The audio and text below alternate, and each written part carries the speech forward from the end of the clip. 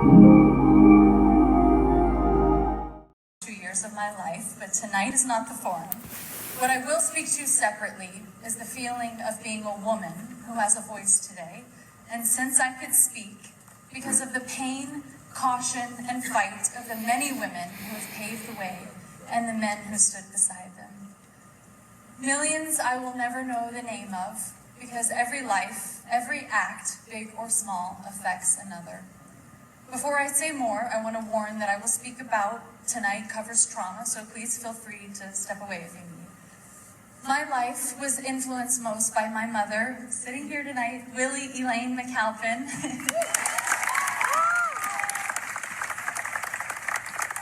She's an eternal optimist, and she's always leaving me messages, hooping and hollering and saying, "Woo, life's just a bowl of cherries." It's true, always. And she'll get your number tonight, and she'll leave you those messages, so please be warned. But at her urging and her unwavering bravery, she wanted me to share with you that she is a survivor of the worst crime someone can commit against a woman. I've watched her conceal her raw and undeserved shame my entire life. So as her daughter, being asked to share this today is monumental. If we name it, we change it. Just as our fellow Time 100 honoree, the incredible Giselle Pellicot, put it to every woman who understood, it's not for us to have shame, it's for them. Where was this speech 2 years ago? Hi, it's Anne-Marie from Charmed Life Therapy again. Thank you for watching that little clip of video just now, which I stole from Daily Dose of Dana. Hopefully she won't mind.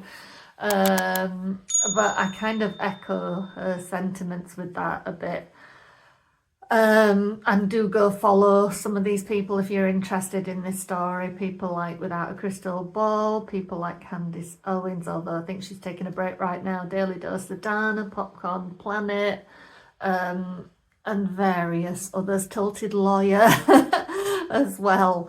I was watching his take on the legal aspects of the subpoena, the sham lawsuit, whatever you want to call it, and just how blatant it is now the more you look into it. We have today Jen Abel's amended complaint, I believe, that incorporates the business with Stephanie Jones and just highlights really now, you know, there was a temptation for some people to try and downplay this business of the fake subpoena. But when you think about that, when Stephanie Jones got hold of Jen Abel's phone, you weren't just talking about what was on her phone at that moment, it was access to the cloud. And it may even be that Steph Jones, Blake Lively and her team had access to all of that right up until January of this year. And just using the law in the way that they have, you know, to try and backpedal and backdate in order, and using these defendants, if you like, when actually they're using defendants in a case that doesn't exist, about people that they actually do know the names of, you know, and trying to get around it in all of those ways. And just the level of deceit involved, you know, it's really hard to stay impartial and try not to get angry about things at this point, because it's just the level of grandiosity. And I think that's kind of when you have to, you know, truly put labels on things like narcissism and things, because when you're willing to go to these levels of grandiosity of gesture, that your ego is so far out of control that nothing is off limits in terms of behaviour in order to fulfil your agenda, you really do have to start applying terms like narcissism, I think, as well. So let's talk about that little video clip that you watched at the beginning. So that was this Time 100 gala. And obviously Blake Lively is there with her husband Ryan and with her mum. And mum's there as a a bargaining piece of some kind or other, God knows. But yeah, and it's off the back of the fact that Blake was named in this Time 100 under the Titans section. Blake was somehow a Titan. And I had to laugh today. One of the first things I watched today was Melanie King, who, if you've not come across Melanie, she's a proud black woman. And one of the problems with this Time 100 nod towards Blake, if you like, is that she's in that list because she's been credited as making a substantial donation to the NAACP in 2019. So obviously everybody's gone, what's 2019 got to do with 2025? You know, because it's just the obvious thing straight off the bat. What's that about? And then everybody, and it's like, this is the disconnect, because, and where grandiosity comes in, between the disconnect between reality, what everybody else knows as fact, and what they think in their delusion, and what they think that we will accept as fact, even in the face of everything that has been happening in the last months and the amount of feedback they've had about how we don't accept any of this stuff. That's what's and it's like, this is what happens when you're dealing with narcissists, is it doesn't matter what you say, they just won't get it. You know what I mean? Because the thing is, it's like Melanie King said today, this woman is listed as a Titan and as a representative for the black people, that she is in support of the black people. You know, she gives money to the NAACP, but, you know, forgetting to kind of say, well, you know, I did give that money because I got in trouble for having my plantation wedding, didn't I? You know, my slave plantation wedding. And, you know, it's partly to do with that fact that I love plantation clothing and the style of the era and the style that the ladies of that era wore, you know, those ladies that, you know, were turning a blind eye to what their husbands or what they themselves or what the bosses in charge were doing to those slaves. You know, I gave this money because, not because I really kind of wanted to give that money, but because I was in big trouble from a publicity standpoint. And again, it's that thing, isn't it? All of this is about publicity, about PR, and about Blake Lively's perception of herself being so delicate that she cannot handle when public opinion goes against her. It cannot be about her. It has to be about somebody else. Somebody else has to be to blame for it. That money they gave to the NAACP, that would never have happened unless they thought that they had to do it in order to make a stand. Because all of that came out when, I think how that plantation wedding thing really came to the forefront was when Ryan made some kind of comment about Black Panther and how marvellous it was and all of that, all black, pretty much all black cast and all of that. And people are like, hey up guy, you got married on the plantation. Your wife had a whole website that was glorying antebellum style with $180 muffins and all of that, if you've not come across that before. It's like, you know, and proudly wearing jeans that were from a brand that were all about antebellum fashion as well. And it's not really something to be glorified and kept in the forefront of the pub. Not from a fashion point of view. You'd be keeping that in the forefronts of people's minds. It should be remembered for what happened to the black people involved at that time, but it shouldn't be used as a tool of glorification. Let's glorify the cultural, you know, the fashion of the times and all of that, and what these well-to-do white ladies were up to. Let's not glorify that, you know. Let's not make that aspirational.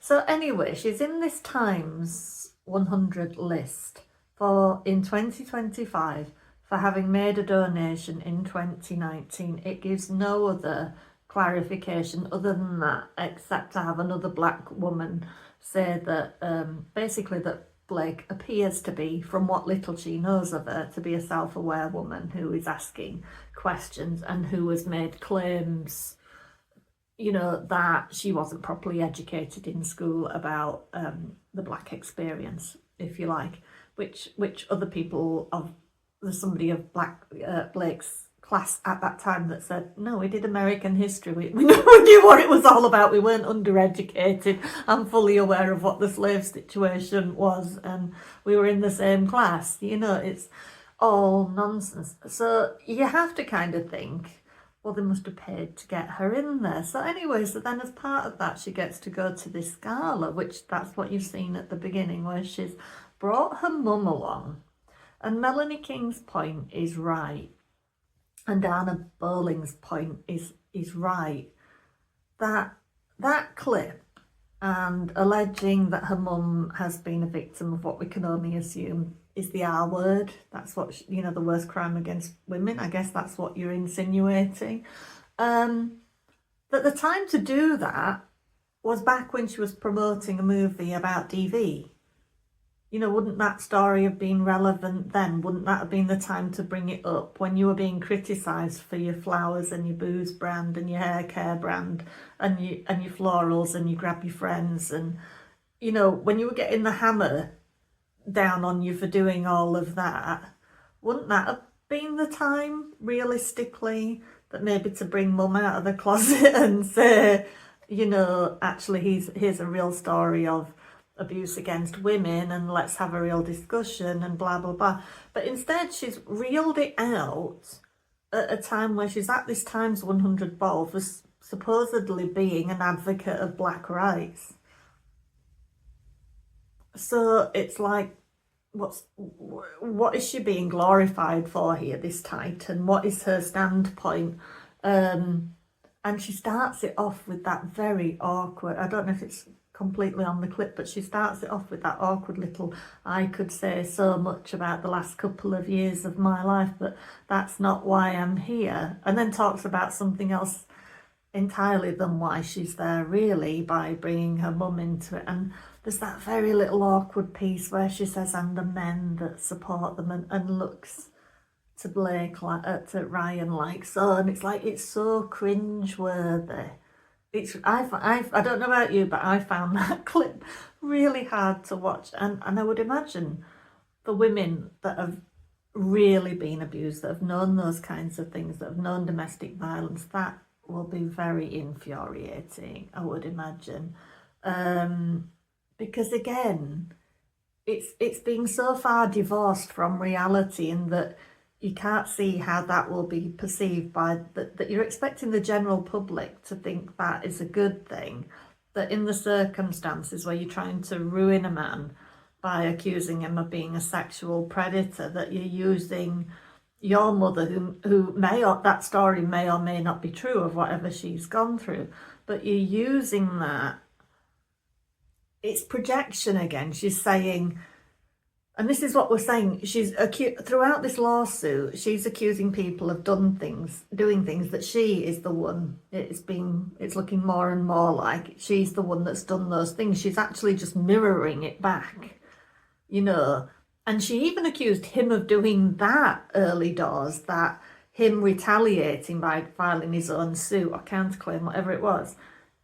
She was telling him that's textbook abuser behaviour. So she's done that all along the way. She just projects whatever she has done back to the person on the other end of it. And that's what she's doing here in terms of, she's using this true, maybe true story about a mum. She's saying, I can't talk about this lawsuit or my supposed essay or whatever. So instead I'm going to deflect it sideways, but I'm going to use my mother and her maybe genuine story to put my point across, to make you think that I am an abused person. Because look, I'm attached to an abusive situation. It's in my sphere. So I'm living out my experience through my mother because I can't talk about my experience of abuse. That's what she's doing, and that is very problematic to real women who have been through abusive situations. So it's absolutely tone deaf. Still, it's really, really problematic. And at this point, I think basically just everybody, 98% of the population who kind of have got their heads on straight are like throwing their hands up in the air and saying, we have to just call it what it is. it just seems to be textbook narcissism. It's just, I mean, there is no way in my mind that they genuinely believe themselves to be 100% innocent in this thing. They know they've done wrong, but a narcissist will never admit that they've done wrong. There's that disconnect. But so that, because they have to disconnect, because they have to keep plugging away at the problem, they have to keep down that road, because they can't ever be perceived by the public as being in the wrong. So they get tied into their own lies and their own. This is why a narcissist will always show themselves up, because they get locked into something, even in the face of all the evidence to the contrary. And a narcissist is forced into that thing of just having it play out. So it's, and the hardest thing about it all is for us just that are watching it and thinking, wow, because it does tally in with that thing that, as humans, that does tend to bother us when we know we're in the right and that somebody else is in the wrong, and we go, yeah, but why can't they think like me? Why don't they get it? Why can't they see where I'm coming from? Why can't they see what they've done wrong? Why can't they admit fault? That's why it gets to us, and that's why cases like this get lodged into you, because it fires up your sense of injustice and all of that. And when it's a narcissist or a pair of narcissists, there's never the that sense of closure, or whatever you want to call it, from having them admit to the wrongdoing and, you know, revise their ways and make restitution. It'll never come with a narcissist, because they can never admit that fault or never admit to defeat, you know. And it'll be interesting to see what plays out now, because I think most people feel like Blake and Ryan will at some point feel like they have to settle, like they've no choice but to settle. But I think the mistake for them here is in the people that they're chosen to go after, because Justin didn't want to be in this position at all. I'm sure he still doesn't want to be in this position now. I actually feel that Justin will still not want to actively hate or hurt Blake Lively at this point.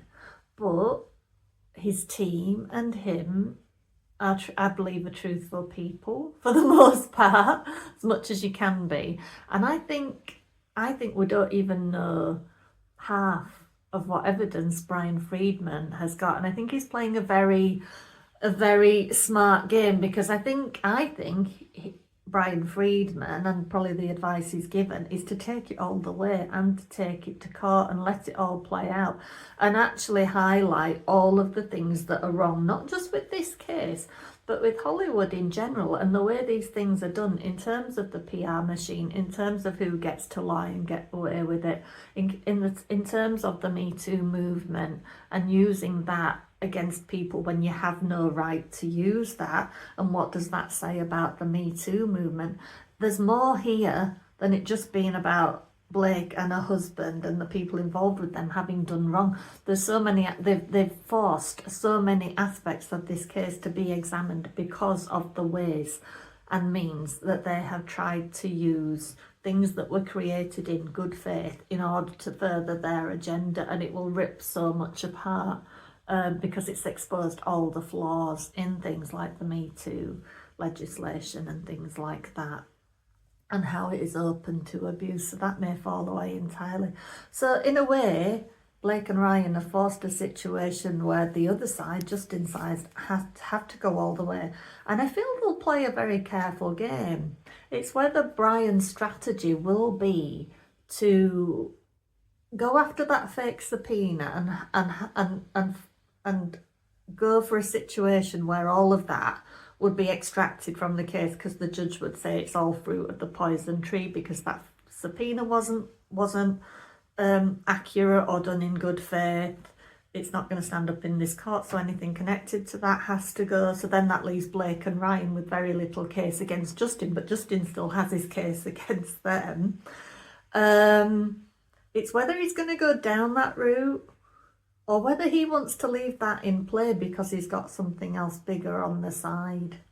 That's what's going to be interesting, or what he's looking to clarify from depositions, because it could actually all be a lot bigger than we even know. And Omar on the Tilted Lawyer was kind of saying today that he was pointing out how many ways this could actually have criminal implications, down to the ways that they've taken that information from Jen Abel's phone and then tried to reverse engineer that subpoena. So you might want to go follow Omar on the Tilted Lawyer as well, because it's all very, very interesting. But it is now about way more than just Blake and Ryan and what they've done. It's about the entire Hollywood structure, the Me Too movement, agents and managers and what they get away with, and us accepting a load of bull. And is that how we're going to look at things going forward, or are we going to question all of these people, and are we going to question what we're fed, what our children are exposed to, what secret political agendas are in play that we just allow to float under our radar? And it's across the board, this case. That's why it's so fascinating. But anyway, I hope you enjoyed this little update, and drop me a comment if you've got your own ideas about it all. I'd love to hear them. And please do like and subscribe and share if you can. And always check my description boxes, because I often put free resources in there for you too. All right, I will see you later. Bye bye.